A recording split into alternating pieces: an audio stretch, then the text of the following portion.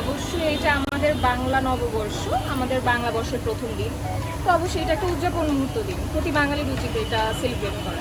এবার আমার পয়লা বৈশাখের প্ল্যান আমার পরিবারের সাথে, তো একসাথে মিলে সকালবেলা একটু পান্তা ভাত খেলাম, একটু ইলিশ মাছ খেলাম, একসাথে একটু ঘোরাঘুরি করলাম। এই পয়লা বৈশাখ নিয়ে তো অবশ্যই এক্সাইটেড, নাইলে তো আর পয়লা বৈশাখের আগে বের হতাম না। তো পয়লা বৈশাখের দিন আসলে ফ্যামিলির সাথে ছোটোখাটো একটা প্ল্যান আছে, তো যার কারণে ফ্রেন্ডদের সাথে আগে বের হওয়া আর কি পয়লা বৈশাখ উদযাপন করার জন্য। এখন তো কাজ চলতেছে, এখন তো সম্পূর্ণ শেষ হয়নি, বাট যতটুকু দেখলাম অনেক ভালো লাগছে। গতবারের তুলনায় আমার কাছে মনে হচ্ছে এইবার একটু বেশি জাঁকজমকপূর্ণ, এবং এইবারের সব কিছু মিলিয়ে আমার অনেক ভালো লাগছে। এদের জন্য খুবই আনন্দের একটা উৎসব। এটা আমাদের পাঞ্জাবের জগতে একটি বিশ্বস্ত নাম, শাবাব এথনিক ওয়্যার।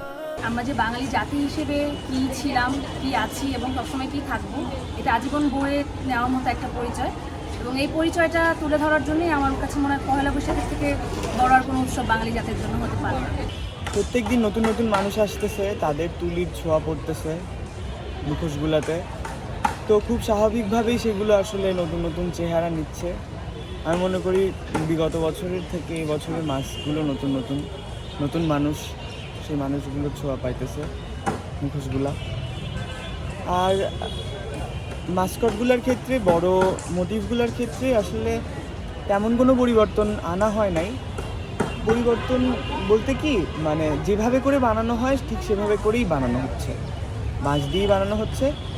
আর হয়তোবা সাময়িক তাৎক্ষণিক কোনো পরিবর্তন হয়তোবা যদি করতে ইচ্ছা করে ডিজাইনের ক্ষেত্রে বা মোটিভ বসানোর ক্ষেত্রে, ওদের গায়ের বা নকশা বসানোর ক্ষেত্রে, সেটা হয়তো বা নেওয়া হবে তাৎক্ষণিক